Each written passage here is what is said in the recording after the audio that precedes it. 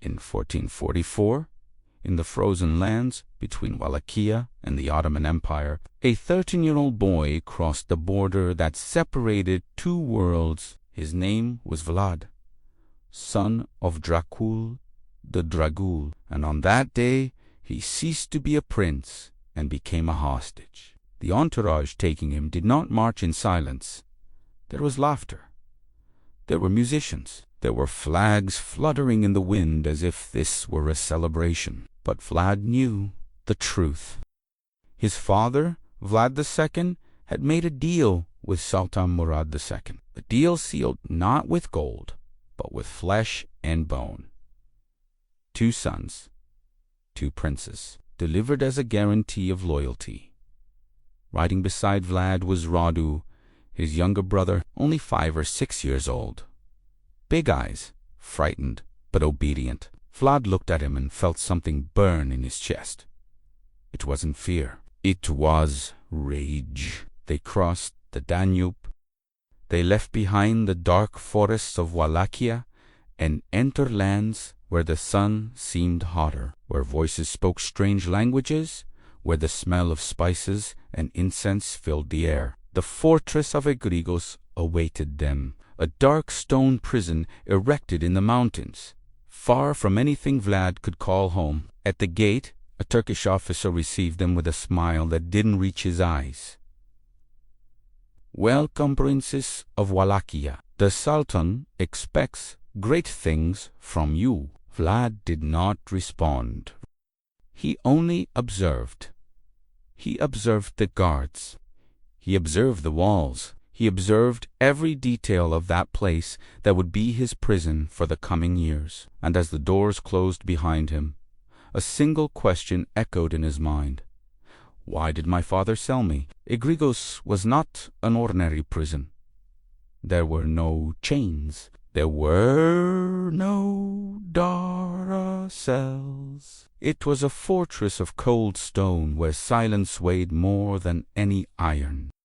Vlad and Radu were installed in comfortable quarters with soft beds and windows overlooking the valley. But the doors were always locked, and Ottoman guards watched every movement. The days dragged on with a brutal routine.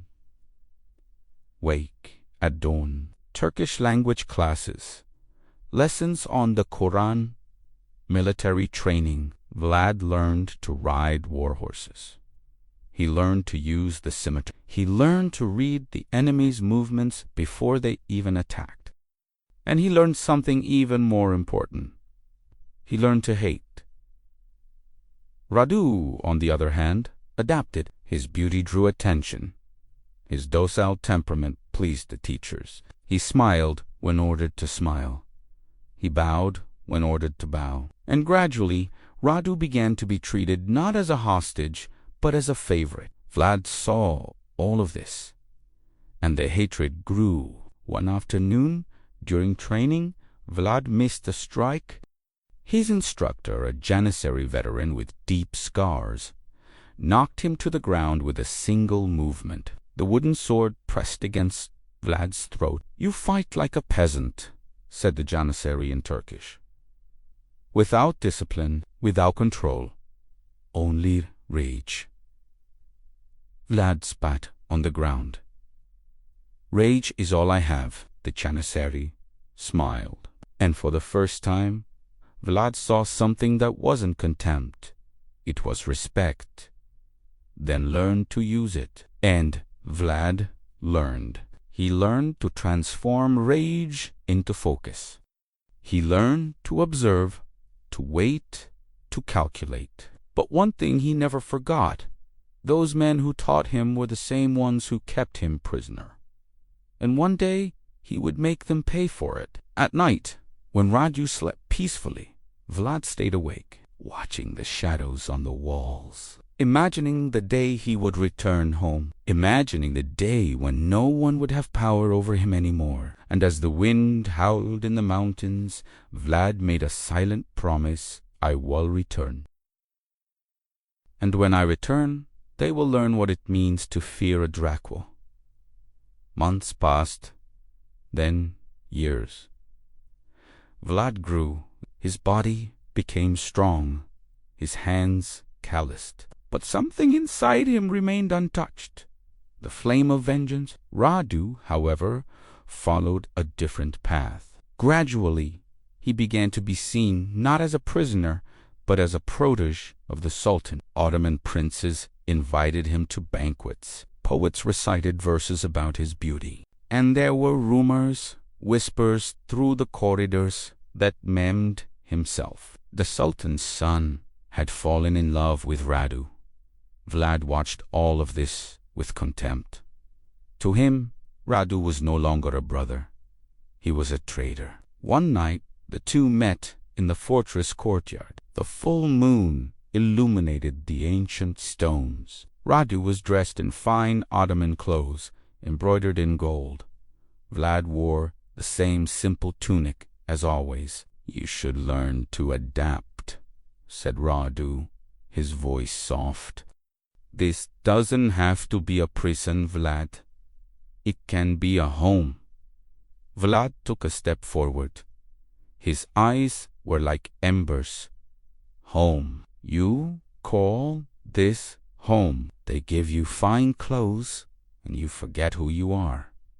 They feed you, and you forget where you came from." "I haven't forgotten," Radu responded, but his voice wavered. "Yes, you have. You forgot that our father was forced to hand us over. You forgot that we're here because they want us as You forgot that we are Dracul." Radu lowered his eyes. "And what do you want me to do, Vlad?" "Fight against an entire empire." Vlad smiled, but it wasn't a smile of joy. It was a cold smile, dangerous. Not against an empire, against everyone who made me a prisoner. "And when I leave here, Radu, I will remember every face, every name, everyone who humiliated me." Radu stepped back. "You're going mad?" "No, I'm getting strong." And with that, Vlad turned and returned to his quarters, leaving Radu alone under the moon. And for the first time, Radu felt fear, not of the Turks, but of his own brother. Vlad was 14 years old when he saw it for the first time. It was a hot morning. The sun beat down hard on the fortress stones. Vlad was in the courtyard, training with other young noble prisoners, when they heard the screams. Everyone stopped. The instructors ordered them to continue, but no one obeyed. The screams came from outside the walls. Vlad ran to the nearest window, and he saw. In the valley below, there were stakes, dozens of them, driven into the earth, and on each one a body. Men, women. Some still moved, others were already motionless, their empty eyes fixed on the sky. "Rebels," said a voice behind Vlad. It was the Janissary who trained him. He observed the scene without any emotion. They refused to pay tribute to the Sultan, so the Sultan gave them a lesson. Vlad couldn't look away. The sight was horrible, but it was also hypnotizing. There was something in that cruelty that spoke directly to the darkest part of his soul. "Duiz it work?" Vlad asked, his voice hoarse. The Janissary looked at him, surprised. "What impalement? Does it work? Do people obey after that?" The Janissary smiled. "Always."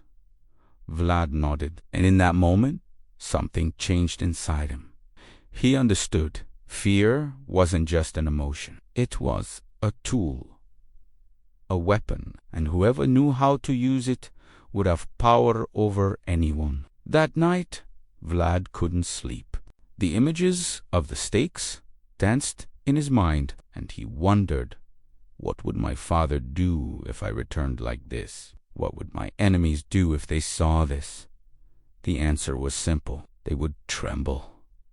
And Vlad smiled in the darkness. 3 years had passed since Vlad was taken to Egrigoz. He was now 17 years old. His body was strong, his mind sharp as a blade, and his heart cold as ice. It was then that the news arrived. Vlad II, his father, was dead. The details were vague. Some said he was betrayed by Hungarian nobles, others that he was assassinated by revolting boys. But the result was the same. The dragon had fallen, and with him the promise of protection that kept Vlad and Radu alive. Radu cried. Vlad did not. He just remained silent, looking out the window, observing the distant horizon where Wallachia lay. His land, his inheritance, his throne. And then something inside him broke, or perhaps finally completed itself. Flat, suah. He swore on his father's blood. He swore on the name of Dracula. He swore that he would return, and when he returned, all those who betrayed his family would pay. Every noble, everyone who dared raise their hand against a dragon. That night, Vlad did not sleep. He planned every step, every movement, every alliance he would need to make, every enemy he would need to destroy. And as the moon illuminated the mountains of Egrigoz, Vlad Tepes made a promise that would echo through the centuries. They made me a prisoner. They taught me to hate. They showed me the power of fear. Now I will use all of this against them. And when I return to Wallachia, the whole world will know the name of Vlad Dracul. The historians who study Vlad Tepes face a singular challenge. Most documents about his imprisonment have disappeared. But in 1958, something extraordinary happened. A Romanian researcher named Constantin Rezeșevici was working in the archives of the University of Bucharest when he found a letter. Not just any letter, it was correspondence from 14 written by a Venetian merchant who passed through Egrigoz during the years Vlad was imprisoned.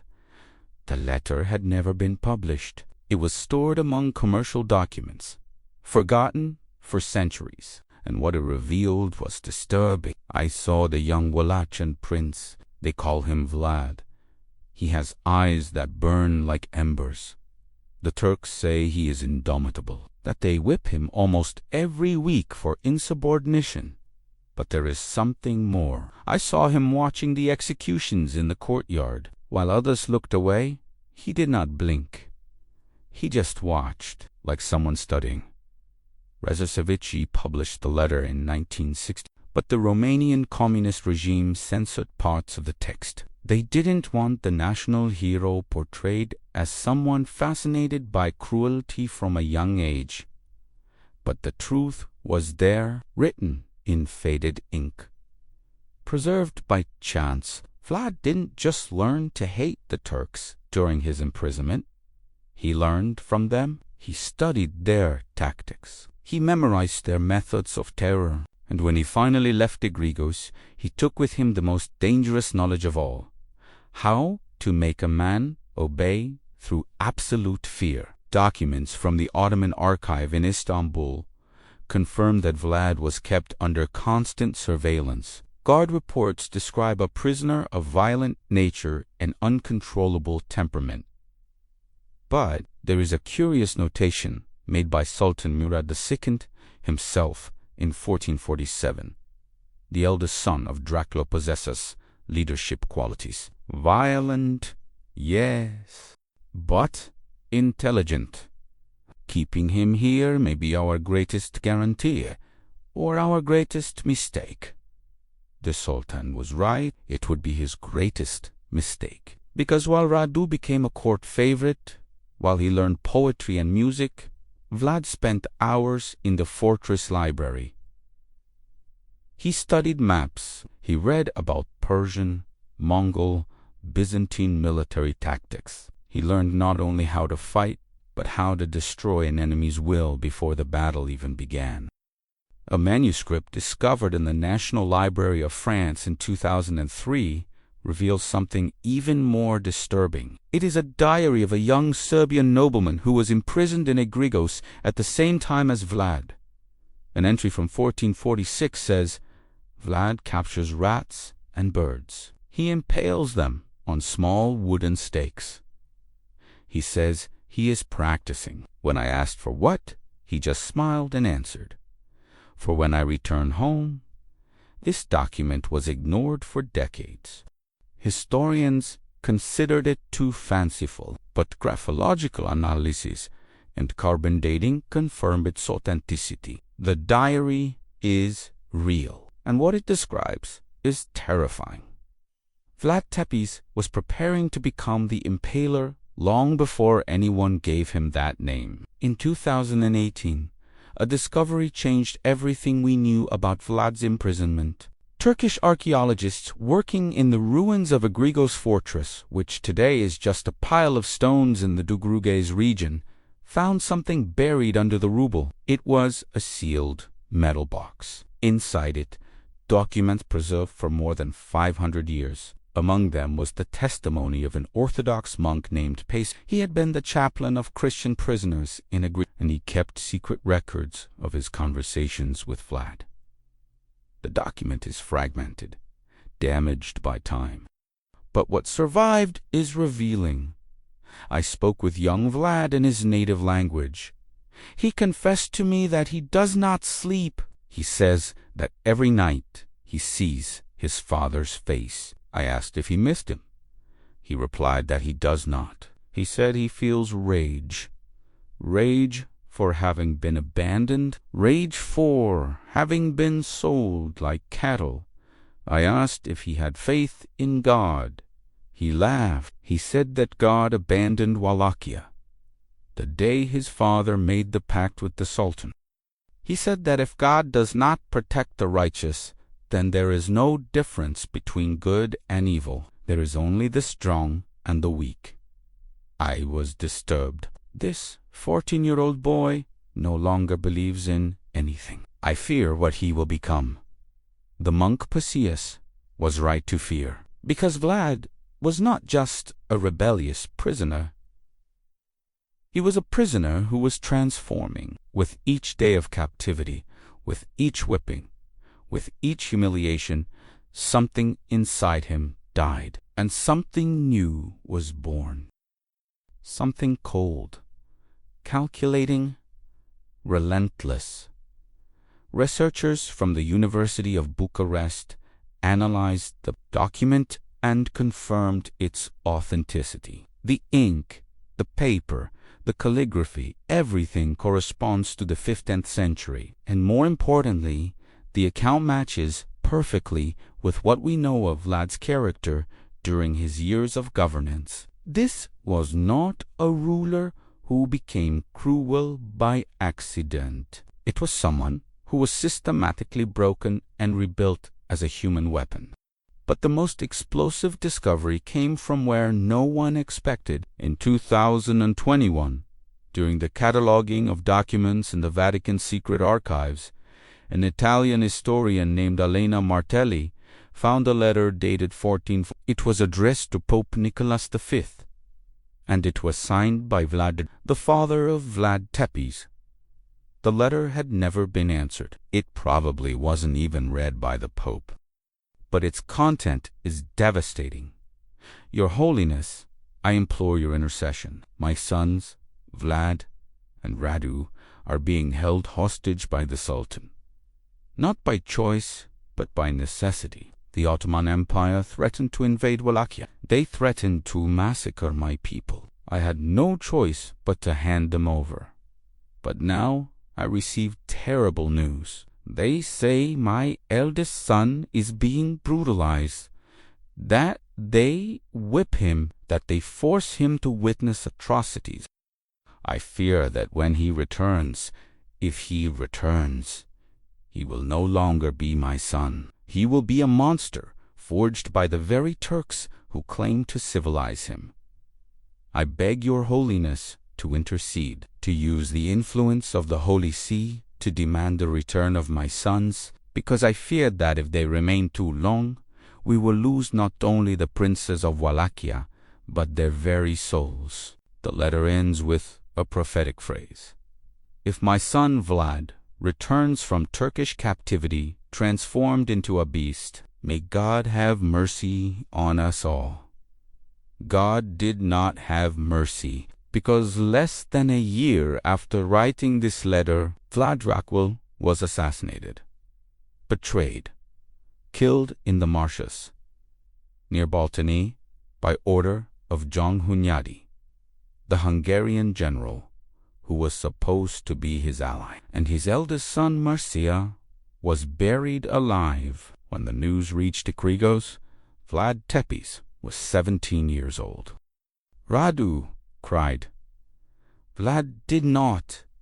He just looked at the horizon and made a silent promise. Everyone would pay: the Turks who imprisoned him, the Hungarians who killed his father, the boyars who betrayed his family, everyone.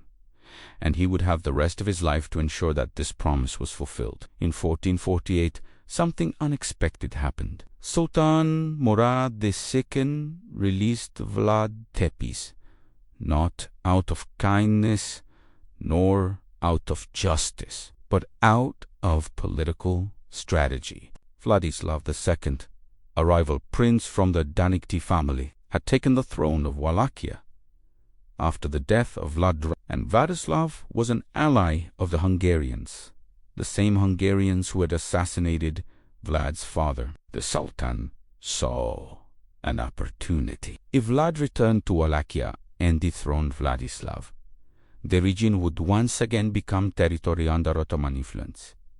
It was a political chess move, and Vlad was the piece.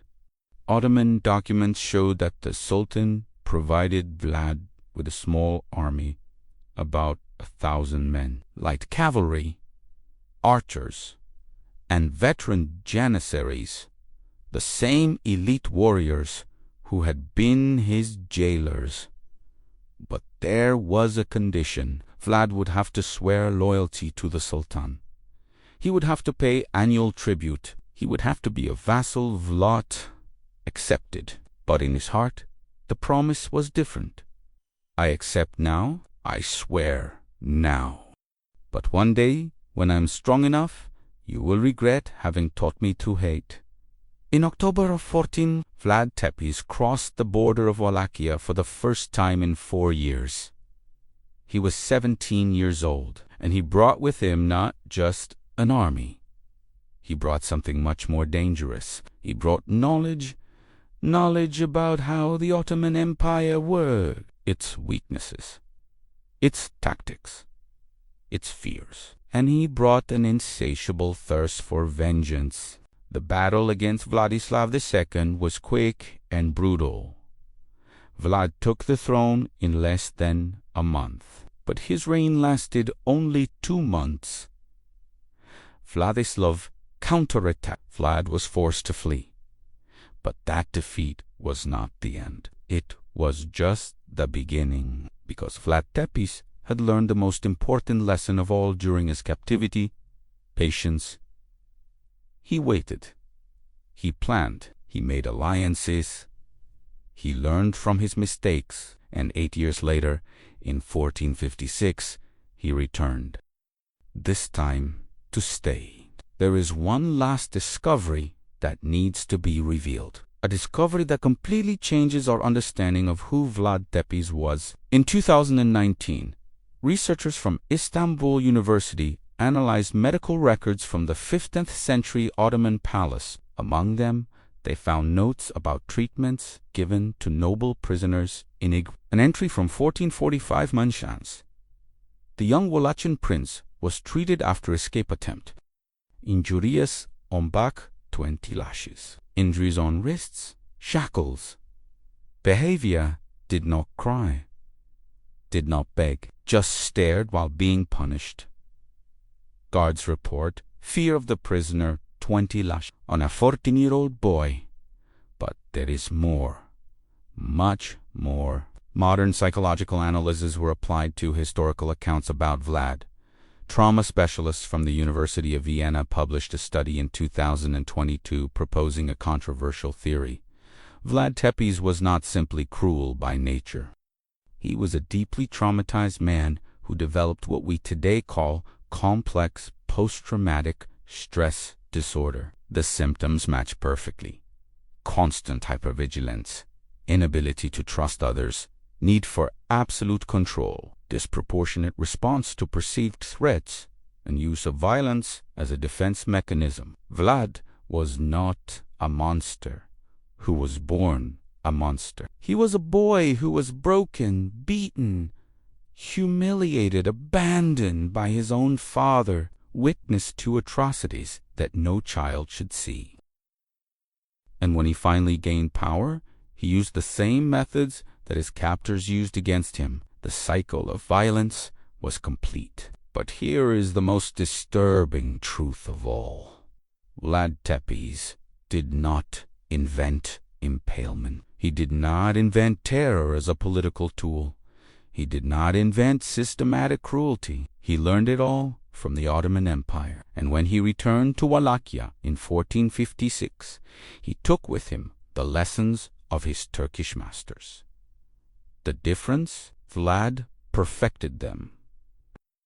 He turned terror into an exact science. He transformed cruelty into a symbol of power. And he engraved his name in history not as a just prince, but as the And if this story seems impossible to you, wait until you know the next chapter. Because Vlad's imprisonment was just the prologue. The true story of terror begins when he returns home and discovers that his own nobles betrayed his family. The vengeance that followed was not just brutal. It was methodical, calculated, and absolutely terrifying. In the next chapter of Lost Legends, we will dive into the Golden Cup, where Vlad definitively returns to the throne of Wallachia and establishes a law so brutal that a single golden chalice becomes the symbol of absolute fear. Prepare to discover how a ruler transformed an entire city into his personal prison, because sometimes what seems like legend is just a part of the story that hasn't been told yet.